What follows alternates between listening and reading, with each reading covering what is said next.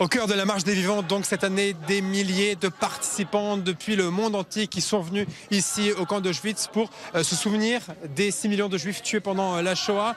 Et on voit ces milliers de personnes qui participent à la marche des vivants, qui sont accueillis par plusieurs, vous le voyez, délégations de chrétiens ici de Corée, mais également de Polonais un peu plus loin, qui chantent des chansons en hébreu et qui tiennent des panneaux demandant pardon aux juifs pour les crimes commis pendant la Shoah.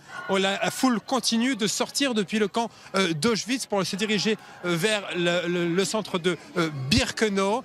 Et on a du mal à réaliser que sur ce même lieu, il y a quelques décennies, des centaines de milliers de déportés se sont tenus. Plus d'1 million ici ont été tués dans ce camp.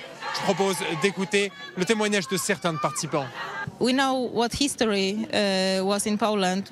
Nous connaissons l'histoire qui s'est déroulée en Pologne. Nous savons que peu de gens ici ont aidé les Juifs pendant la guerre. J'espère que les descendants de ces personnes demanderont pardon aux Juifs. Mais tous les Polonais n'étaient pas comme ça. Et j'espère que les gens se souviendront de ça aussi. Moi personnellement j'ai voulu venir pour voir comment ça s'est passé, cette histoire de nos frères et nos sœurs, et vraiment pour ressentir ce qu'ils ont ressenti. Voilà, vraiment c'est ça. Et comme à chaque édition de la marche des vivants, plusieurs hauts gradés de l'armée israélienne font le déplacement avec régulièrement le chef d'état-major. Nous avons pu nous entretenir avec le général Poli Mordechai pour lui revêtir l'uniforme de l'armée de défense d'Israël sur le camp d'extermination d'Auschwitz-Birkenau est particulièrement symbolique.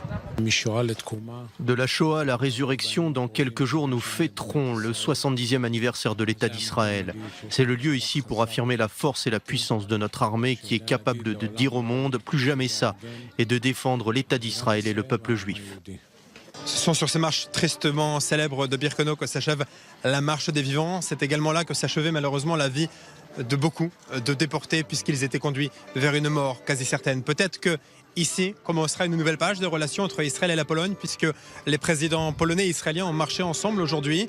Peut-être que cela suffira à faire oublier la brouille de ces dernières semaines. Les participants à la marche, en tout cas, n'oublieront jamais cette journée. Ils veulent se tourner vers l'avenir.